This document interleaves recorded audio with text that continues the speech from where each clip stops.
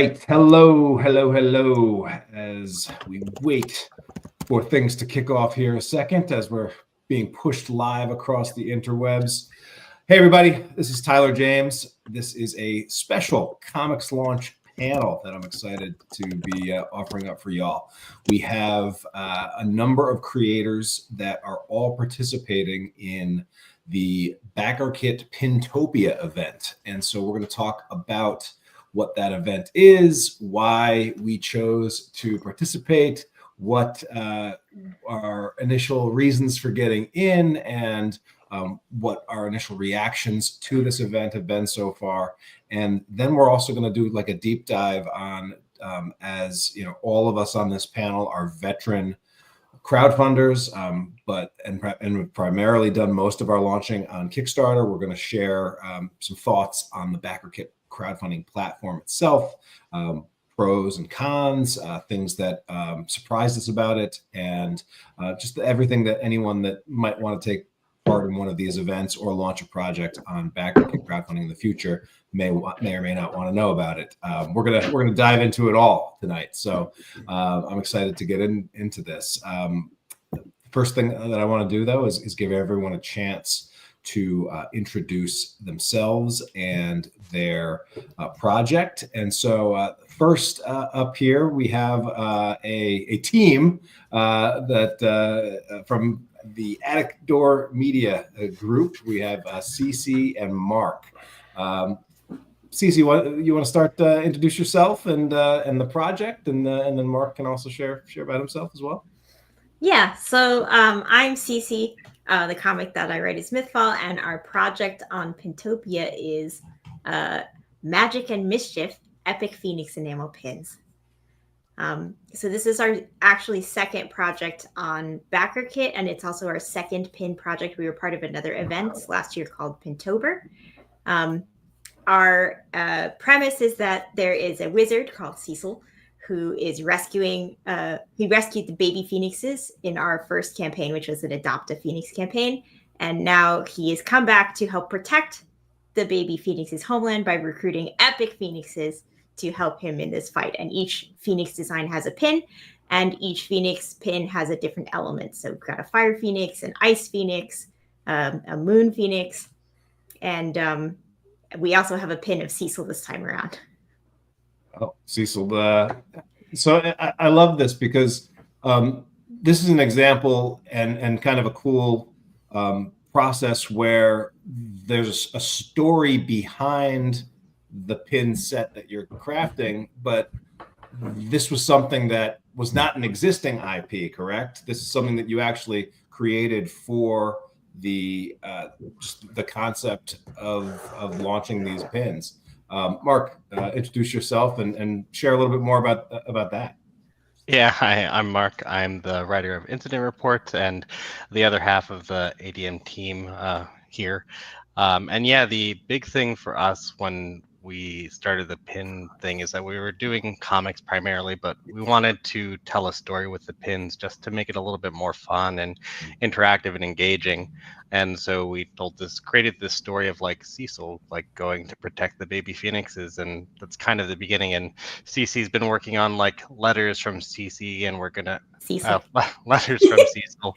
And we're going to do like kind of like a tale by letter of like him and his journeys. And it's just a fun way to kind of interact with people on the campaign. Yeah, that's awesome. And this is kind of a fun sort of side experiment that you guys jumped into, and it seems to be going pretty very well for you all. I'm glad to see it, and I know I look forward to sort of hearing more about your reactions to it. But thanks for being here and joining me on this panel. We also have the leader of the Wolf Pack himself, Rob Maltari, is here. Rob, please introduce yourself and share a little bit about what you're bringing to the Pintopia Yeah, so I'm Rob Malteri. I'm the creator and writer of Nightwolf and Snowpaw, the popular indie comic book series. I also have the Wolfpack Pups, which is basically Muppet Baby Eyes versions of those characters, kind of in their own kind of like school grade world. And so my first story is a Halloween trick-or-treat tale featuring the two pups.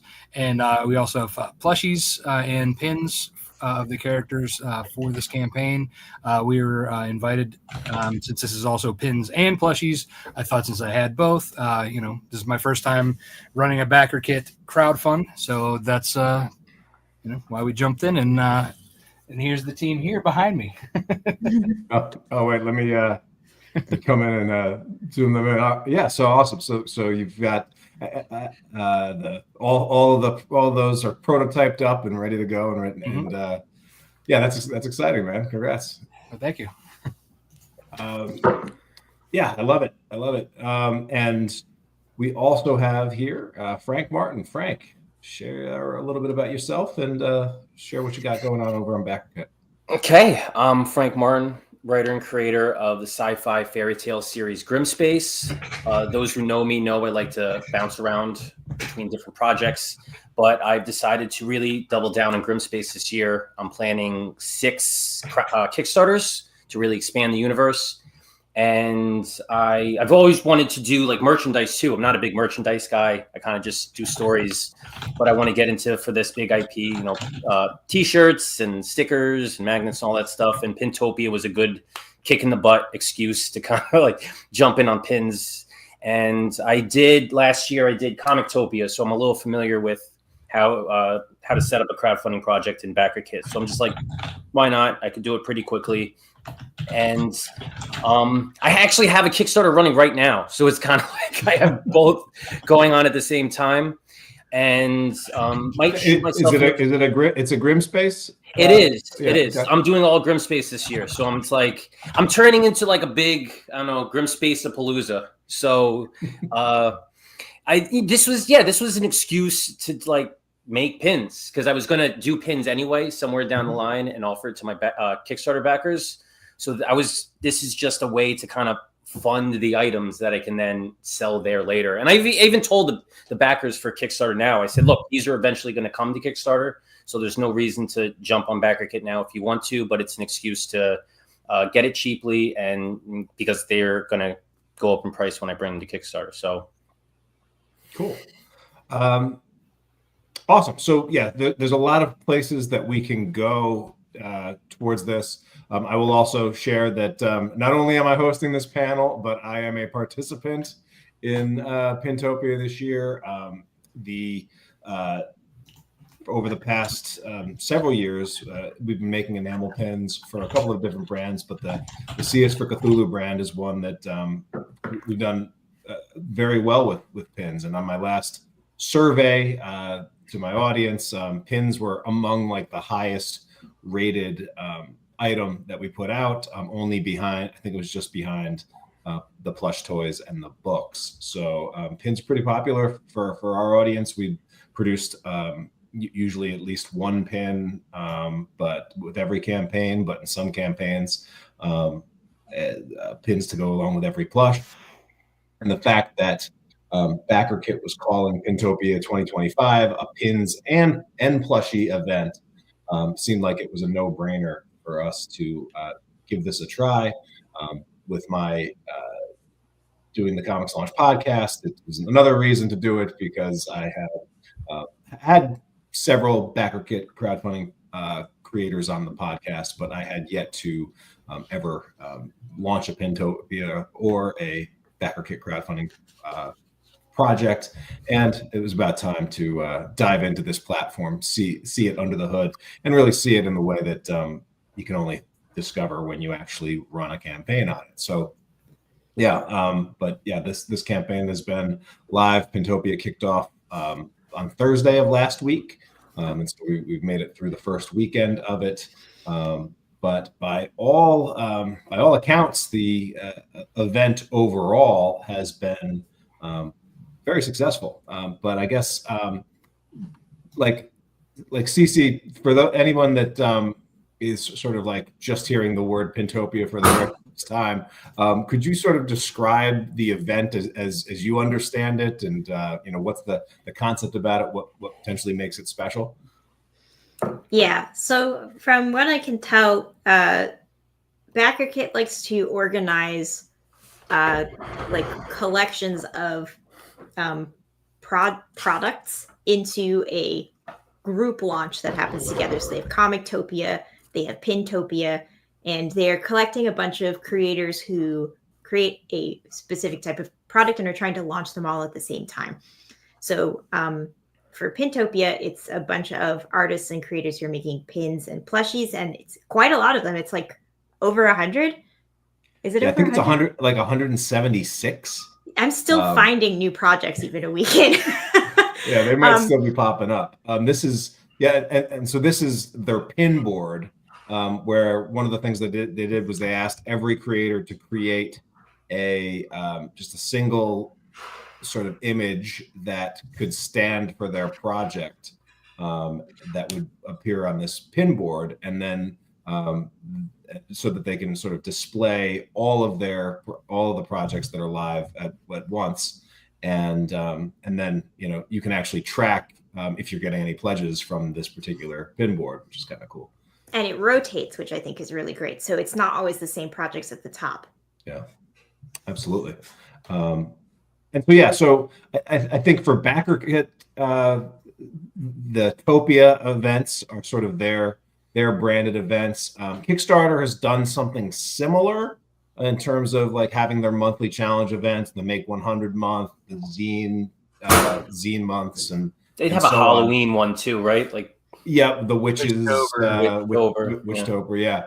So Kickstarter has done themes, but one thing that I've found is that just compared to when Kickstarter does their theme months, is like it seems like there's real dedicated staff that is really trying to organize this event and drive connections between creators in the lead up to this event, such that whereas on Kickstarter, you launch the project in that month, you include a hashtag, and you're kind of in.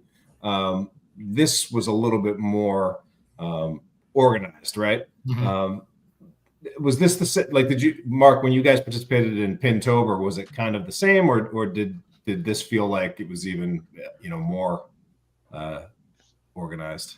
Yeah, so that's what's interesting, I think, also because Pintopia is like a Backerkit event, and it's run by the Backerkit team, and they organize it all. But Pintober was actually a community event that we were a part of. So it was a lot smaller in scope, but it was basically a group of, like, I think Pintober had maybe about 20 creators in it that all had gotten together and said, let's do this event. And so Backerkit provides the same sort of like support in terms of like setting up a page like this, where like there's like emblems of everyone's pins and stuff. Then they shouted out the event as a community event. But yeah, so this is obviously a lot bigger, but it's kind of cool that Backerkit also allows like groups of creators to kind of come together and be like, hey, we want to do this thing together, and then Backerkit supports it as a group effort.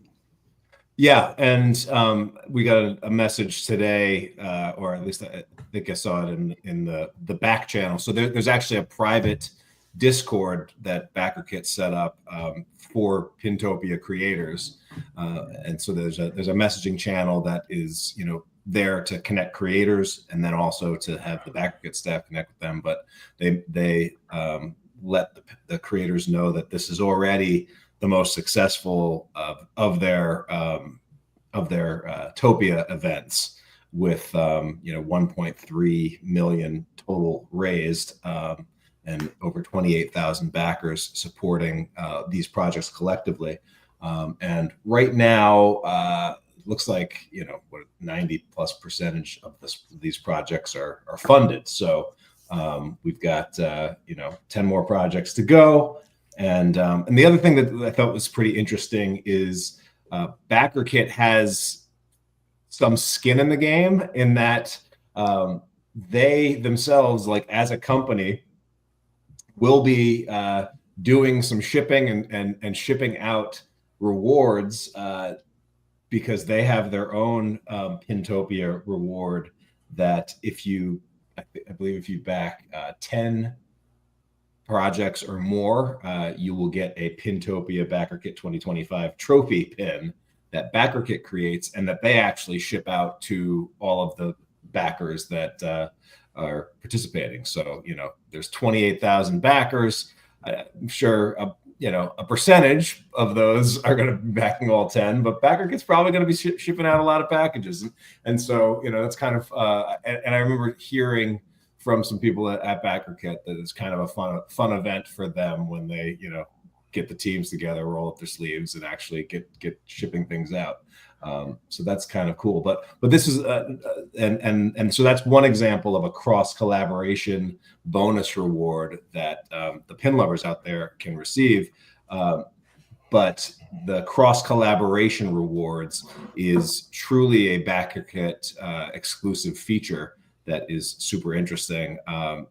Frank, you want to share what the cross collaboration rewards are, and then how you went about making your cross collab pair? This was something that they also did for Comictopia. I guess it's just a feature that they have built into the site, and it's pretty cool because as Kickstarter creators, we've been doing this unofficially for a long time. Where if you have another campaign and you guys offer a reward to people who back both, but there's no mechanism within Kickstarter to figure that out. You kind of have to have your spreadsheet, have them have their spreadsheet and cross-reference to see who backs both. But Backerkit has it built into their system where you could just link another campaign, which is awesome. And then it's the way it works is if you back both, there is a free pin, or in this case, it's a pin, but for Comictopia, it was comics or whatever, in which case you would get automatically just for backing both campaigns. And every Pintopia, I guess if you bring up a campaign, you could see the bar on the side where it shows. Yeah, the one I have a pizza monster guy. He was very cool. So, and for some people, it like I see you and Mark obviously know each other. You guys hooked up. I didn't know this guy, so I was kind of like looking for people. And within that, that's the cool thing about the back channel that they set up is that you can look for people to collaborate with. And I have nothing to do with this. It's not space fantasy fairy tales, and I have no pizza involved in my campaign. But I think that it's a cool project, and I linked up with it. And it's cool that it shows how many of your backers back both. I guess it says 66%. Yeah, so that's pretty good. That's a pretty high percentage. And kind of a cool, that's a cool pin. Pizza monster. Oh, I want to know more about this team of heroic pizza. I think easiest. I think you were talking about it before about how it's a community event. Like Backerkit really has skin in the game, and they really cultivated this nice community feel that Kickstarter doesn't feel the same. I can't imagine Kickstarter saying, if you back 10 of these campaigns, we'll send you something. So it's cool that Backerkit really tries to go the extra mile to make it feel like a joint friendly effort. Yeah, absolutely. And so, the one thing that going into this event that I wasn't aware of is like officially the way Backerkit's, I guess, programming is set up, they can only have, you can only sort of display one sort of official cross collab project that it will actually do the math for you and pay attention to how many people are backing both projects. And so, but from what I've seen with other projects and with what we decided to do, there's opportunity for you to do more cross collab projects. So for the C is for Cthulhu, for our team and our special incentives, we're partnering with Rob and CC and Mark, so our official cross collab is with the Nightwolf and Cthulhu and the Cthulhu and Nightwolf. We sort of had these mirror or reverse pins where if you back if you back both projects, you'll actually get both of these pins. Rob will send backers that back both of our projects this one, and I will send backers that back both projects this pin. So it's kind of a cool thing. And then we also created this collaboration pin, so that if they also back the Attic Door project, we've got this one that will go out as well. So it's kind of a fun little extra way to add value here, and the fact that it actually kind of supports that and calls it out does seem to be something that that works and gets people backing multiple projects. Yeah, Mark. I was going to say that one of the interesting things, and we may be able to use this ourselves later, is that when we did the Pintopia campaign, Backerkit was able to help us on the back end with connecting it. So like, even though it wasn't using their official like one-to-one like cross collab feature, they were able to connect, because in Pintopia it was you had to back 3 projects to get like the special pins. And so they were able to basically add on the back end all of the backers that fit that description and input the items for us automatically, which was kind of nice. We didn't have to go through and do it manually with 18 other creators. Yeah, absolutely. And yeah, other thoughts on just like the concept of these cross collaborations, or just the Pintopia process or event in general? I don't know, Rob. I like how like they do add it in the back end as well. As like once they show that you've backed them both, they like put it in, like if you click on the backer and see their like list of like what they're getting, that's included in there. So that's something that we don't have to figure out later.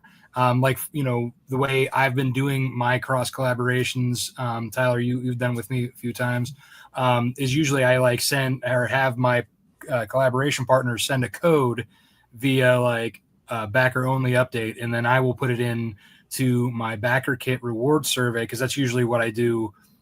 When I run my Kickstarters, I use Backerkit for my the pledge manager. So I ask a question, you know, what was the code that, you know, so and so sent you, you know, enter the code, and then on the back end I have like a SKU that if they had put that code in, it triggers that I need to give them that print or that digital, which is nice. The digital download will then automatically go because that SKU's in there. So this kind of does the work for us. Yeah. I mean, it's kind of a cool feature. And I know Mark and Cece, you guys have your official cross collab partner is the Flutter and Flora enamel pins. Did you connect with them through Backerkit, or was this a group that you knew going in? We connected them through the Discord channel that you mentioned, the kind of private like Pintopia Discord that Backerkit set up. Yeah. We had saw that someone was making like butterfly pins, which kind of matches Cece's vibe with her Mythfall Lunamoth pin. So we decided to reach out, and yeah, we connected pretty quickly. Nice. And what did you decide to do as the crossover pin? Well, lucky for us, the person doing Flutter and Flora is the artist, so they were kind enough to do both of the pins for us. So we created another Phoenix and another Lunamoth butterfly to match Cece's Mythfall project. Oh, nice. Yeah, that's really cool. Nice. All right. Here's one thing that I'll get into, and then we'll just one more thing about the Pintopia event that I want to ask you all, but then we'll get into the just crowdfunding of it and just thoughts on the platform. But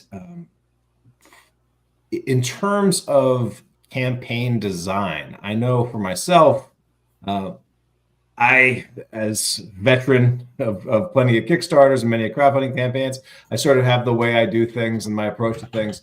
But one of the things that I tried to do was to say, okay, let me not have just my, default way of doing things. Let me spend some time studying the Backerkit platform a little bit and trying to make sure that I'm doing things that are in alignment with what seemed to work for Backerkit and what seemed to work in sort of the pin world. So I kind of adjusted structure, and I might have changed the structure of my campaigns a little bit, the pricing a little bit, and approach a little bit differently than how I've done other Kickstarters. How did you guys go about like the pricing of these pins and how to structure rewards and your approach there. Maybe start with Frank, and then we'll. Yeah. Since I consider this an auxiliary campaign to all of my Kickstarters, my main goal was streamlining things as simply as possible. You know, I've never done pins before. I didn't know how much they cost. So I stalked a couple of last year's Pintopia events just to see pricing structure, how much people were offering for them. And then I had to figure out how much pins cost and if I could even do it. But for the most part, when I wanted to make a campaign, I wanted to make it simple and easy because I'm running a Kickstarter at the same time. So I'm going to have to fulfill both of these at the same time. I didn't want to overcomplicate things. I'm offering 3 pins and then a bundle for all 3 of them. My extra cross collab pin is actually a Mickey Mouse, my Grimspace Mickey Mouse character. So I guess that's the extra one. And it was also an opportunity to offer digital comics because I didn't want to offer physical comics here. I thought that would have made things complicated. I have stickers and keychains. Those would have been easy to throw in a pouch, but I thought comics would have complicated things. But yeah, one of the cool things I like about Backerkit is that they have digital fulfillment built into the platform, which makes it super easy to send out digital rewards. They do it automatically for you. So yeah, creating as little headaches for myself as possible. That was my goal and how I designed the campaign, which I think I did. We'll find out when it's all done.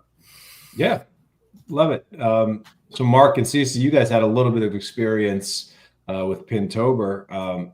What sort of your approach to just setting up pledge levels, thinking about pricing, how to display? Oh, looks like I went super surround sound here. Where did that come from? One of the things that we noticed when we researched pin projects ahead of Pintober, and one of the things we noticed about them is unlike comic Kickstarters, like the reward is pins, and then as you go up the tiers, it's like more pins. Yeah. And the other thing that we noticed was different is that on Backerkit, at least when it comes to pin campaigns, you list the highest, most expensive tier first, and then you work your way down to the less expensive pledges. And that is kind of the opposite of the way it is on Kickstarter. Yeah, and so that's something that I'll just call out here. Unlike on Kickstarter, you actually have complete control in your dashboard of your pledge levels in terms of what order you want them to go in. And so Backerkit suggested that you may want to put your highest rewards first, or your sort of epic bundles first.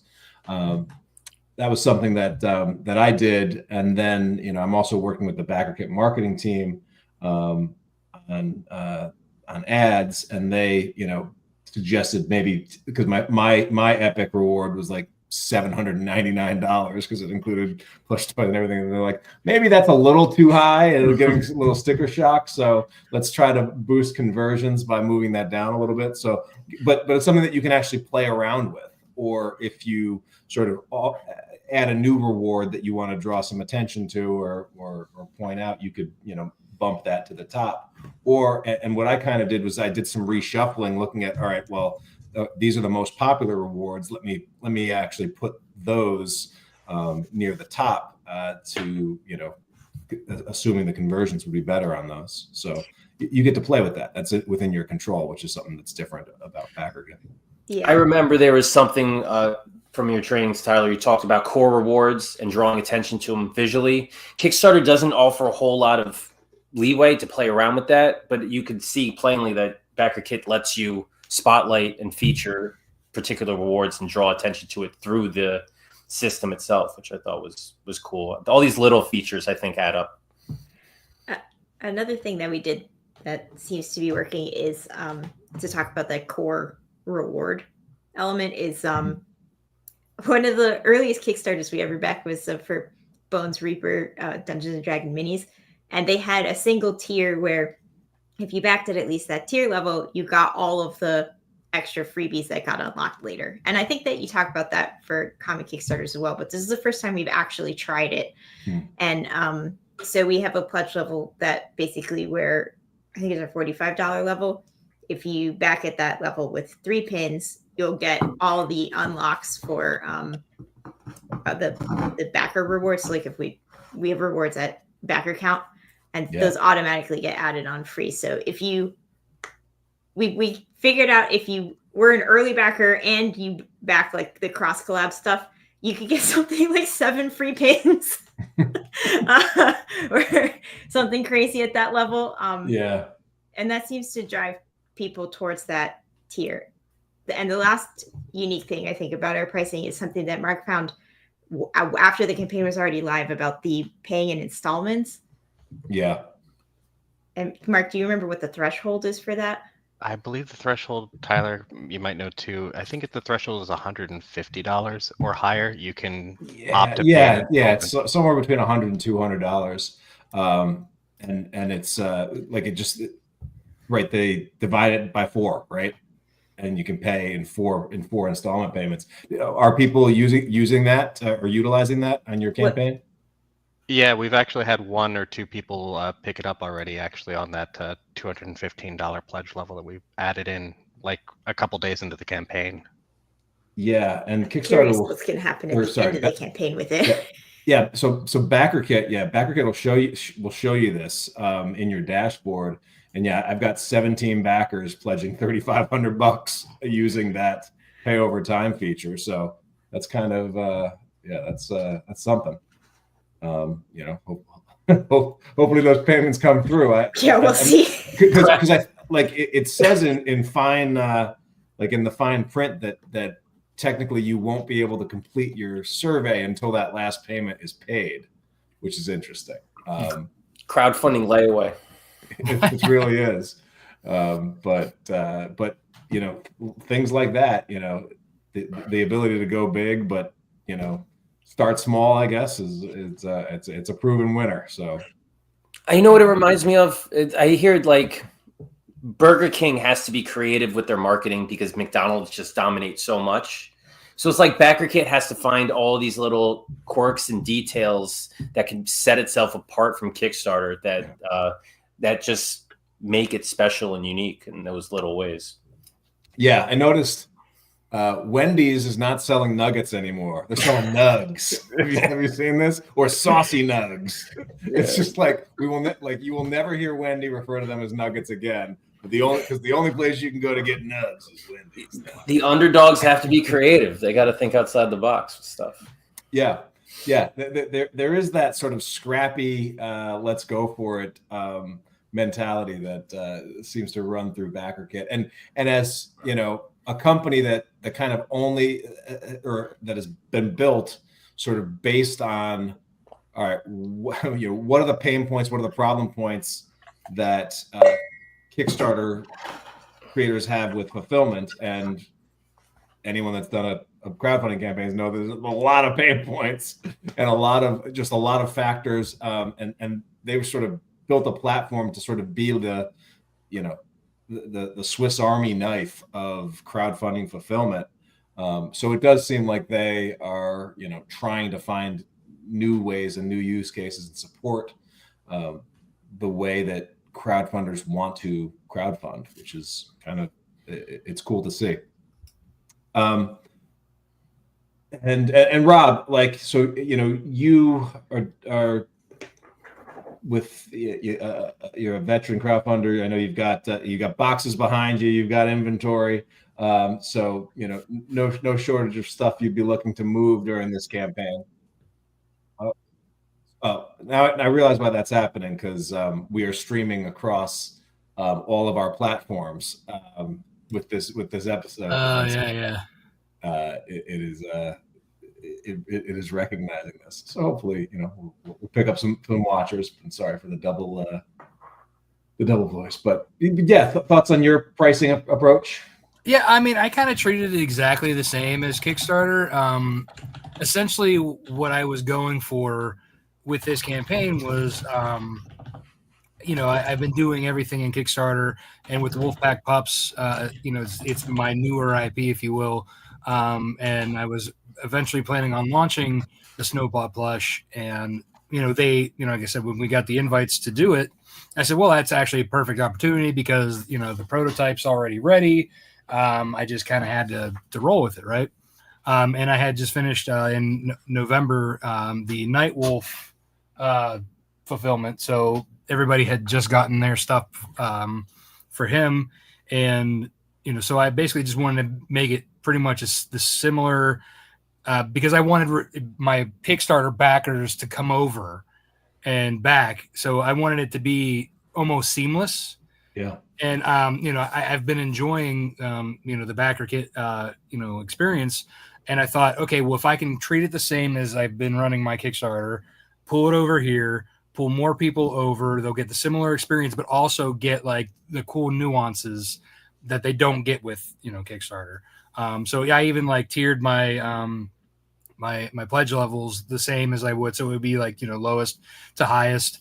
My campaign page is very similar, except I kind of, instead of leaning more towards like some of the language is overarching as the Wolfpack Pups, with a little bit heavier on the Snowpaw, instead of being like Snowpaw is the main focus, because over here, since it's a new platform, and it's new to the backers here, I wanted them to be able to to get the whole story. I wanted them to get the book, the plushies, the pins. So kind of like it's kind of like it's new for them. Also, we have a new thing for the Wolfpack coming back.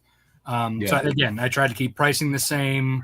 The only thing that I thought was a little weird was the shipping isn't charged. So that kind of was like, it threw me off a little bit, and I'm sure that's kind of what's throwing off some of my Kickstarter backers, because I do see there is a difference, and I'm sure we'll get to that later. But yeah. So we're old school. Like I from the very beginning have been sort of doing shipping, like U.S. shipping free, and then tried different ways to handle the international shipping over the years. But in just looking at every Backerkit Pintopia project from the past and Backerkit's own suggestions, like the best practice over here was that you charge shipping after the campaign in Backerkit. And you can use their tools to do whole weight order shipping and to make it, and because pins especially are like, each pin is like half an ounce or whatever. So you can get those 7 extra pins, and it probably won't knock them up another, to another tier of shipping. So that's part of the reason why I think Backerkit can handle that really well versus like the Kickstarter, per item shipping. But yeah, I'm a little worried of like that, like every backer will have to pay a little bit more for shipping when they go to fill out their survey, and what that will do to survey results or customer service inquiries. Yeah, I'm also concerned about the international backers too, because they're used to seeing that up front. Okay, I know, that's how much it's going to be. Yeah. But I guess the unknown is also like, oh, I'm only paying like, let's say, the $40 for a plush, or the $10 for like a pin or whatever, you're charging. And then later on, like, it's $27 more for shipping. Like that's a little bit harder to sell when it's something that shows up later. Right. One of the things I liked about jumping from Kickstarter to Backerkit, especially in the Discord channels, is that we've all come up in the Kickstarter ecosystem. So it's like we have that Kickstarter crowdfunding mindset. And when I start talking in the Discord, especially for Comictopia too, people who grew up in the Backerkit crowdfunding, they form a different kind of mindset. So when I was asking about shipping, they're like, what are you talking about? You include shipping in the item. That doesn't make any sense. I was like, it makes sense to everybody that does it. It's just a totally different way of thinking. And I found that very interesting, that if you grow up in different systems, you just have a different way of viewing things. A different I almost, like, going into this, I almost thought that, like, okay, well, since they have the weight base figured out in Pledge Manager, that was already included in crowdfund. Like that was going to be the thing. Like I was going to be able to actually set up weight-based, like, shipping rates. I was excited for that. And then when I was like, hey, Mark, where's the shipping? Yeah. They're like, oh, there is no shipping. So yeah, that was definitely something that there's less integration between Backerkit Pledge Manager and Backerkit Crowdfunding than I assume there would be going in. Mm-hmm. Pledge Manager is still its own tool, and there still is work to set up your Pledge Manager after you set up your Backerkit. So that's something that was a lesson learned for sure. And I was actually asked the Backerkit team about the add-ons, since I've been using Backerkit for my all my Kickstarters. Yeah. So I asked if they were able to import, because you couldn't do it yourself. Like we couldn't manually do it ourselves. So I asked them how, or if they were able to import from the last Wolfpack Pups one, and they were able to then shift all my add-ons over. So that was a nice thing that they were able to do for me. Yeah, that's interesting.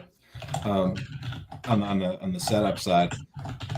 Yeah, so yeah, I'm with you though.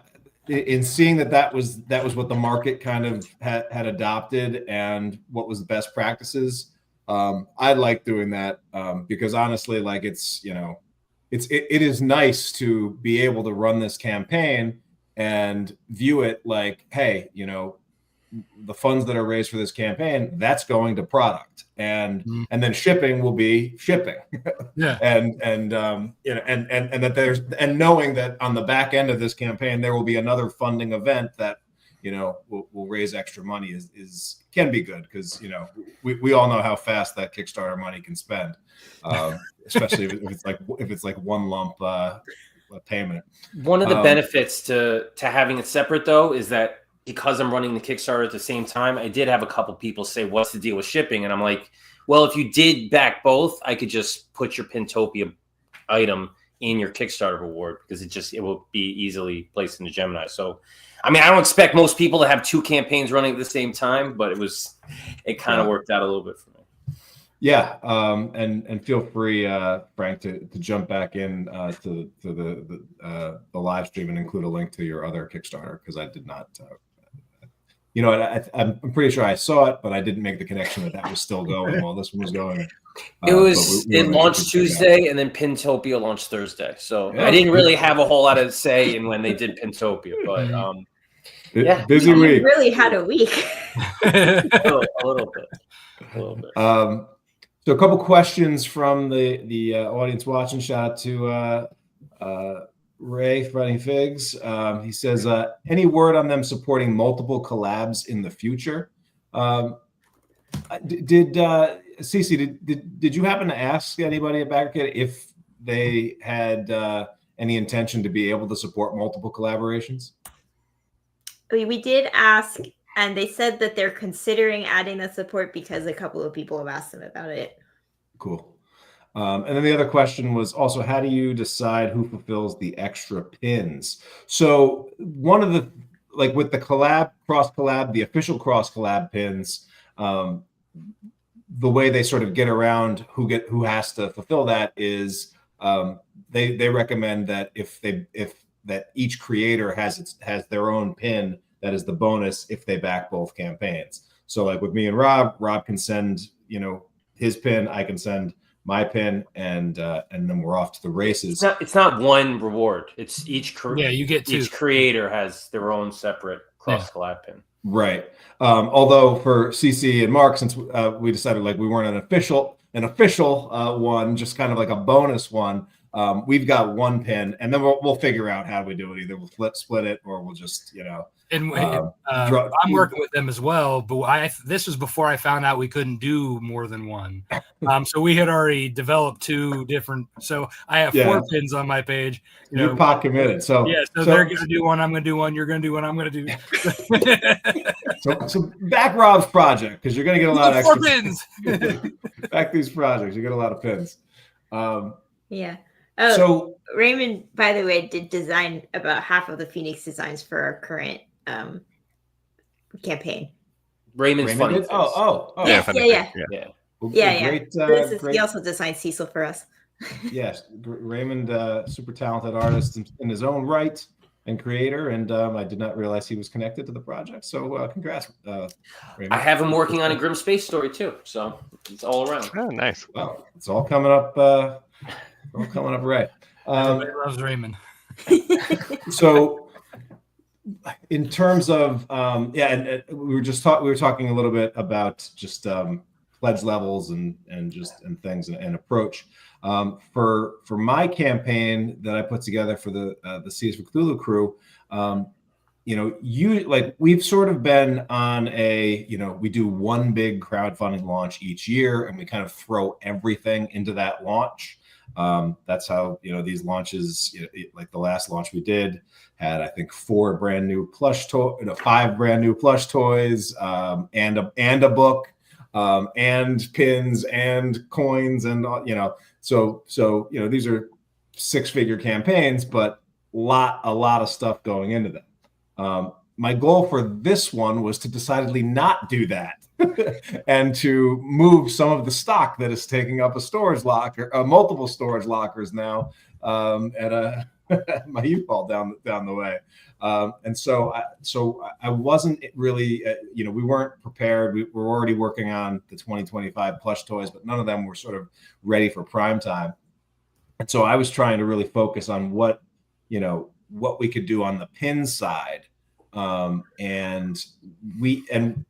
then also, like, I do have like a stock of pins that were from past campaigns, as well as and want to kind of restock some of them as well. So we just sort of decided, all right, we're gonna offer, like, this will, like, one of the pitches for this will be the biggest collection of pins that we've ever offered, and then one of the things that, in just looking at a couple of campaigns and just hearing about it, and then also for my own purposes, like, we've got all these pins, they're kind of sitting, like, when we're not in a launch, they're sitting in boxes or whatever, or on a shelf.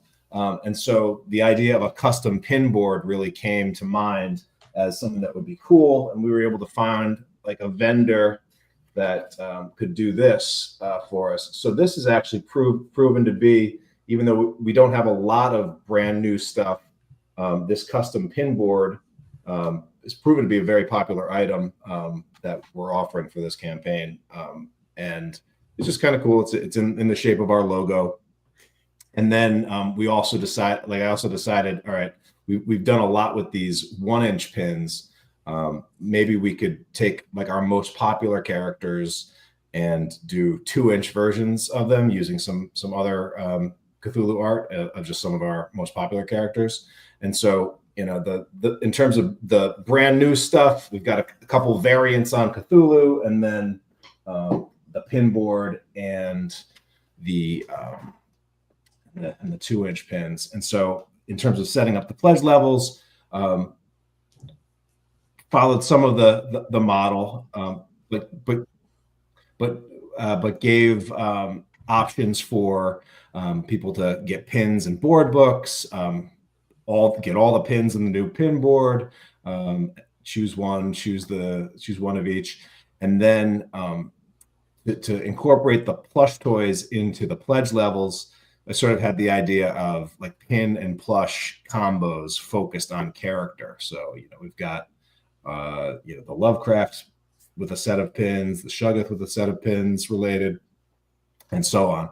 And so, just that was the approach we had. And then for add-ons, I just I offered, here's all the stuff that we had. And so there was a lot of just time spent. I should have reached out to see about importing, Rob. I didn't know that was a possibility. So mark that as a lesson learned. But yeah, it did take a while to set this up. And one thing on the back end, Kickstarter, Backerkit is very modular in terms of setting things up. The story section, each sort of part of when you're creating it, unlike Kickstarter, where there's kind of just like one big block that you go and set up on Backerkit, you could sort of set up as many story sections as you want, which are sort of like the clickable sidebar links, and then you can rearrange them and so on. So it does take a while to set up, but I kind of like that better. Do you? Yeah. I think it's easier to organize your brain as a checklist is like what you need. I don't know. Yeah, it's definitely easier to just like or you can focus on a few sections at a time. You can leave placeholders. You can move things around a little bit. Kickstarter can get unwieldy when you if you start forgetting. All right, did I do this part yet? Or where is this? But so it's definitely different. It's nice too, like when you do the review with them, and like especially if you're used to the Kickstarter way of doing things, they're like, oh well, we have these features that you should probably do something with too, and you're like, oh, I didn't know that existed. And they give you the links that go directly to like what those features are. Right. Kickstarter definitely has the I'm going to throw you in the deep end of the pool kind of mentality. Yeah, and so in terms of like special features, are there any that in particular that you guys are taking advantage of? I like that they have built-in early bird incentives. Because in Kickstarter, you have to figure that out yourself. Who's your early bird backers? Backerkit has it built in. They can track who's your early bird people and be able to send out their rewards through their returning backers too. System. Too. Yeah, this is something that you can actually set up on the inside here. You can create new incentives. They have they support two different kinds of incentives that they can sort of natively track: early bird and returning backer. So you can sort of set that up there. I think if they offer a lot more, that would be another feather in their cap. I mean, and I think being able to track incentives through the system itself. Well, they also have this achievements part where, and this is kind of interesting. Like you can create achievements, which are basically like stretch goals, but they can be based on what you want to create, or like, so they can be based on funding amount. They can be based on certain actions.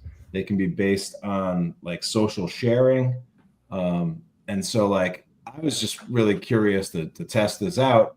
So I set it up for 100 social shares on X and 100 social shares on Facebook.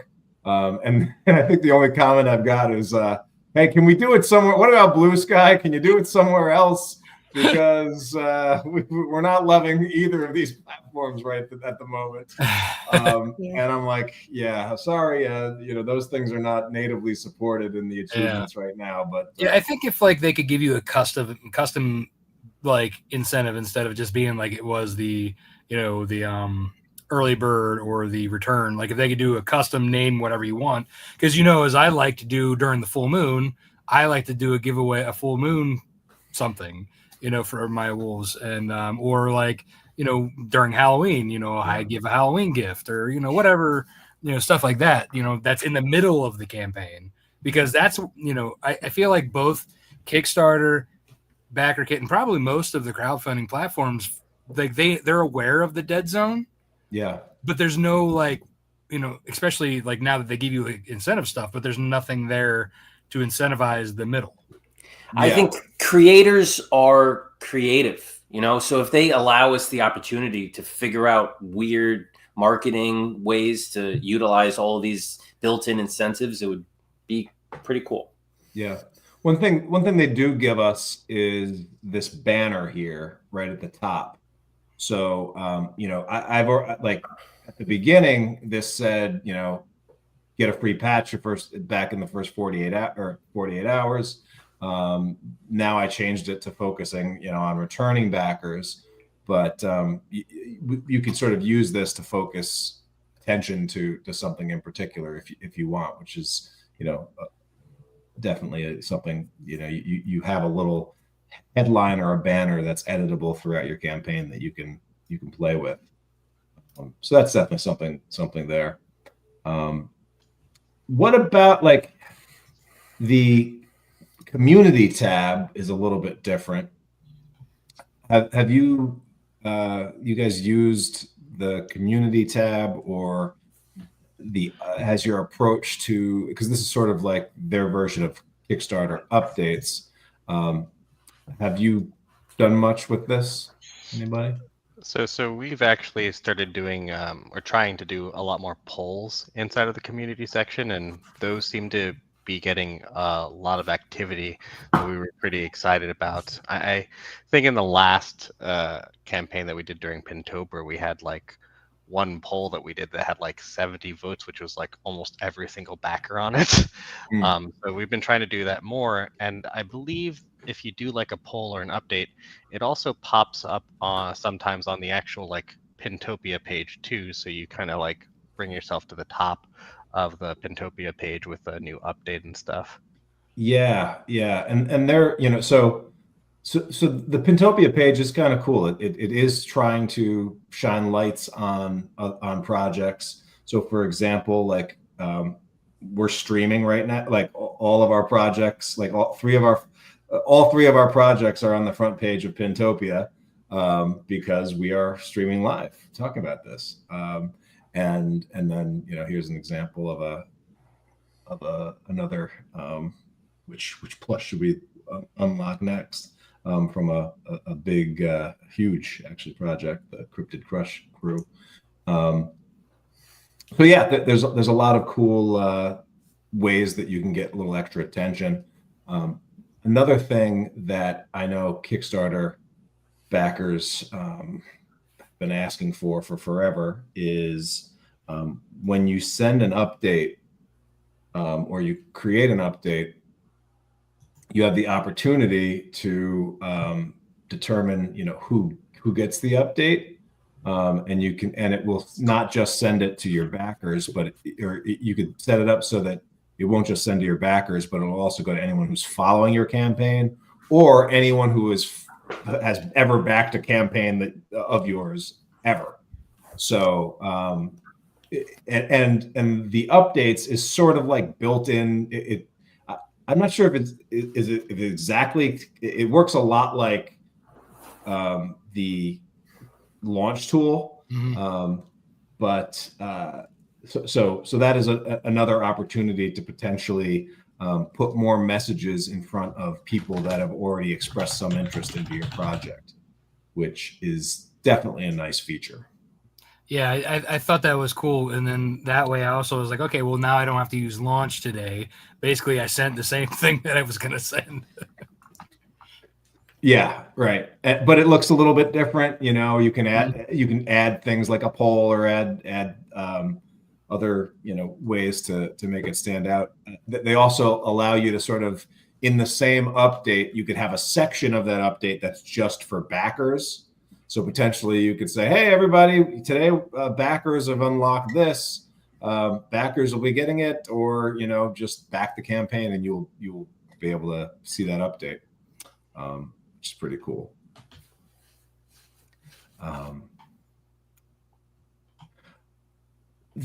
So here's a question. Adriano Arginello asked this one from the ComixLaunch group.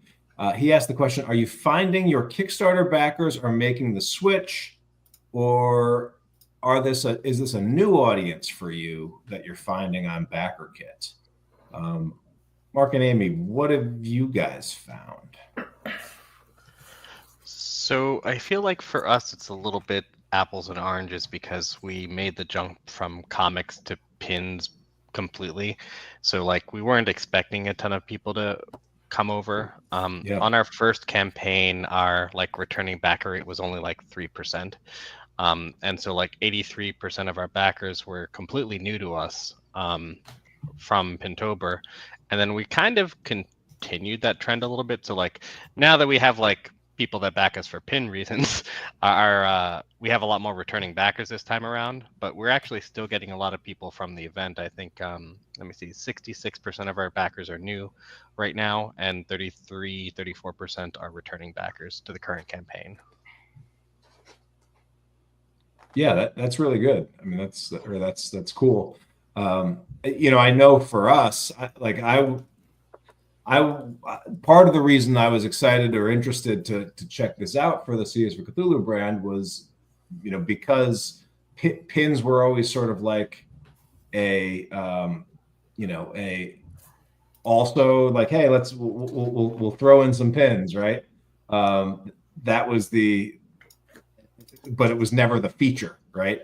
And so the idea of potentially, if there is this audience of pinheads out there that are like massive pin collectors, to be able to get in front of that audience with a pin focus group and showcase some of the awesome pins that we have would be a great opportunity. And last I checked, and the tool that I used just to compare this was Backerkit Launch. You could it sort of automatically connects you to Backerkit Launch. And this is another sort of benefit of using the Backerkit crowdfunding platform. Launch is free to promote Backerkit crowdfunding projects. So it's usually $99 to promote a crowdfunding project off platform. It's free to use crowdfunding. And so that makes it very easy to see sort of what your returning backer rate versus new backer rate. And our return, like our campaign, I think right now is like a little less than 60-40 in terms of new returning backers versus new backers. But, you know, for us, like 40 back, that's like 90 new backers, like first time backers for this campaign. So I definitely consider that a win in terms of, hey, we are reaching some new people that have never supported any one of our projects and are, you know, getting into our world from this. So I think that was, cool. I think what Frank was saying earlier about like the conversations like on the Backerkit forums are a little bit unique because people there are used to the Backerkit ecosystem with like shipping and stuff. But I think it's probably the same for a lot of like backers themselves, where like they back primarily on Backerkit and they might not go to Kickstarter. So it might be a smaller audience, but it's still a pretty new audience to whoever's using the platform. Yeah, absolutely. Other thoughts just in terms of, you know, like, I guess for the creator out there that would be considering maybe participating in the Nextopia event or thinking about trying their hand at a Backerkit launch, just, you know, what should they know? Any thoughts or tips? Yeah, we'll go Frank and then Rob. I think a lot of people who made the jump to the Comictopia event were a bit disappointed because they were doing it instead of a regular Kickstarter, and it's just not the same thing. My Comictopia event was all digital.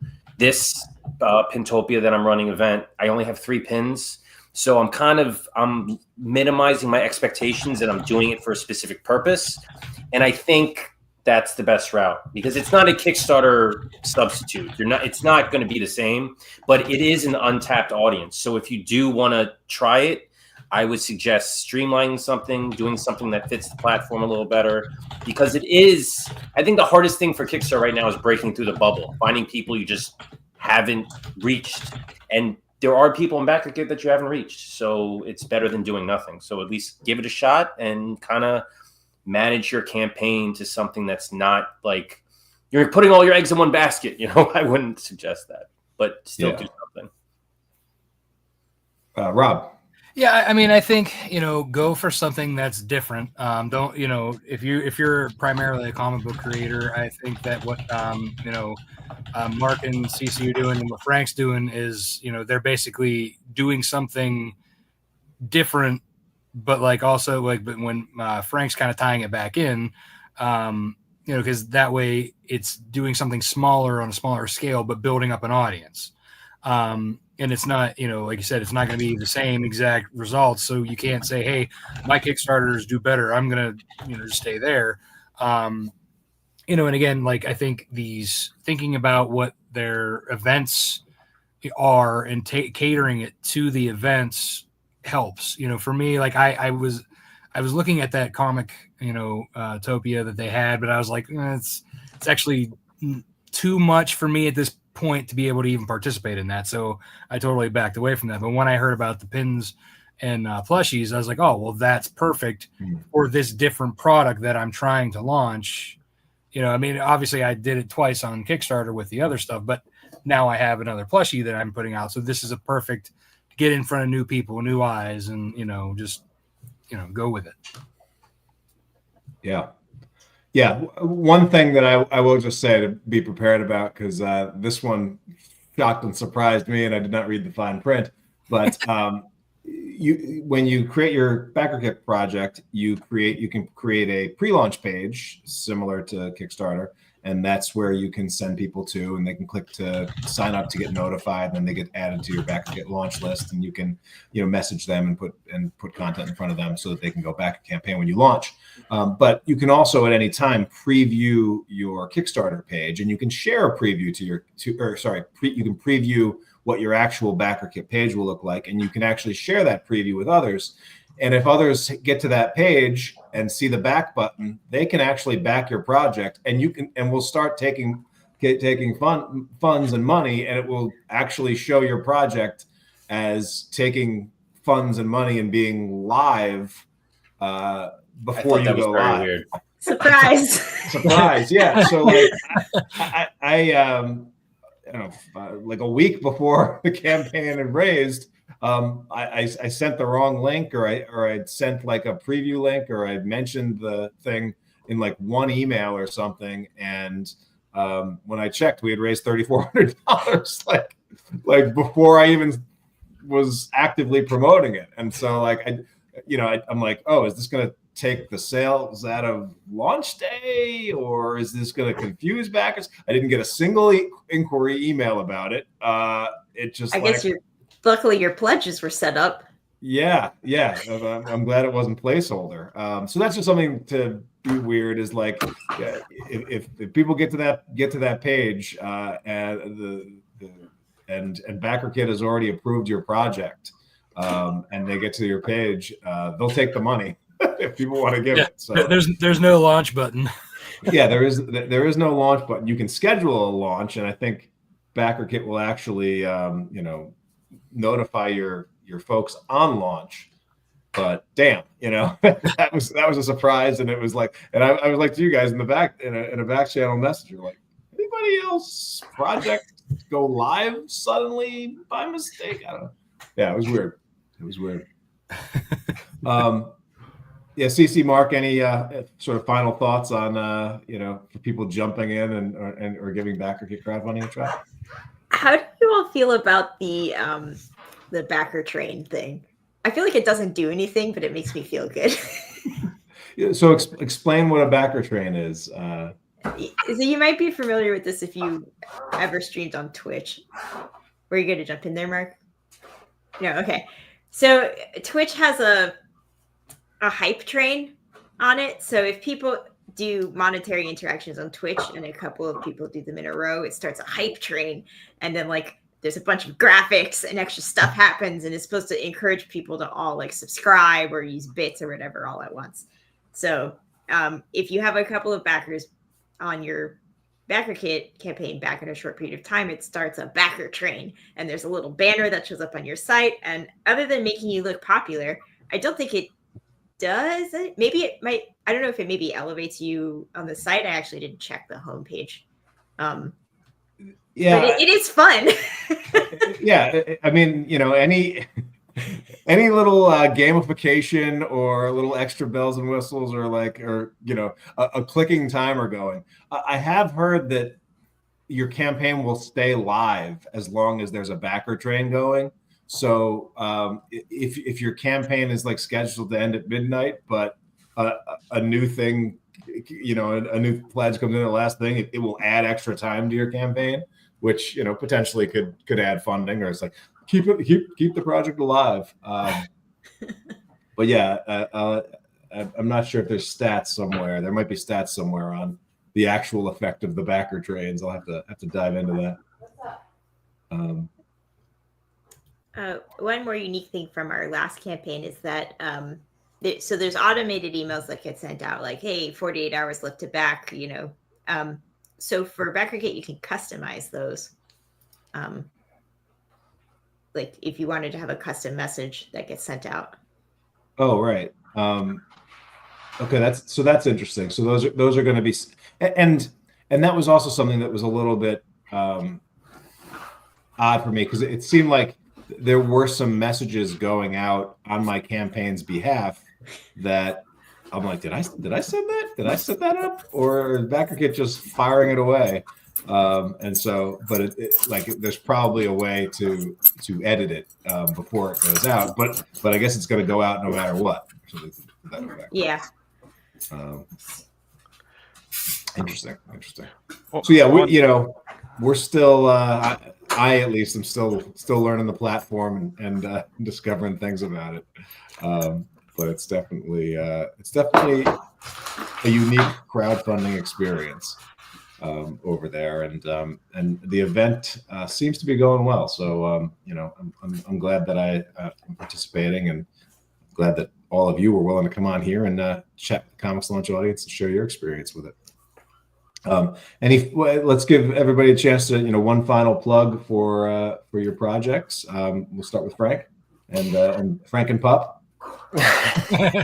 She's got terrible breath. Grim Space, it's a sci-fi fairy tale series. My little guy over there, that's Pinocchio, and then that's my big bad wolf character Zeke. And yeah, I have a campaign for 3 pins, the logo, and those 2 guys, and just basically using it to get stock so I can sell them on Kickstarter. Awesome. Rob. Yeah, so you can, the short link to the campaign is snowpod.wolfpackpups.com. But yeah, you can get everything. You can get the Nightwolf plush, the Voodoo Doll plush, the Snowpaw plush. You can get the book, you get the pins. If you are into comics, the parents can also get the comic books that these were inspired by. And yeah, come on over, join the Wolfpack. Awesome. Mark. I'm going to pass it over to Cece actually for the you got it. She's the hype. Yeah, so the Magic and Mischief campaign, you can pick your Phoenix, and you can help us recruit epic Phoenixes to save the Phoenix realm. You can get a pin of Cecil the Wizard or any of his epic Phoenix friends. You can also get the baby Phoenixes from our last campaign that are holding D20s in their little hands. We are very close to unlocking our second Nightmare Cat variant. So the enemy of the Phoenix is the Nightmares, and we've got a Nightmare Cat and a Nightmare Cat variant, and the variant unlocks at 200 backers. This was designed by Funny Fig, so thank you, Raymond. And if we hit 200 backers, that will unlock, and the pin will add automatically to the $45 pledge level and above. And you can get all of our digital comics in a bundle as an add-on. That's awesome. Yeah, and I'll wrap it up. We've got the CS for Cthulhu campaign. CS for Cthulhu pins and plushies. We got pins. We got plushies. We got pin boards. All kinds of board books. All kinds of stuff. So hope you all can check that out when you can. Thanks everybody for participating in this dynamic panel for the ComixLaunch podcast, and for participating in Pintopia. It's great, as always, to connect with you all. And thanks everybody that tuned in, watched this live, everybody that's backing and supporting any of these projects. We can't thank you enough for that. And this is what we're launching right now. And for those of you that are ComixLaunch listeners, we can't wait to see what you all launch next. Take care, everybody.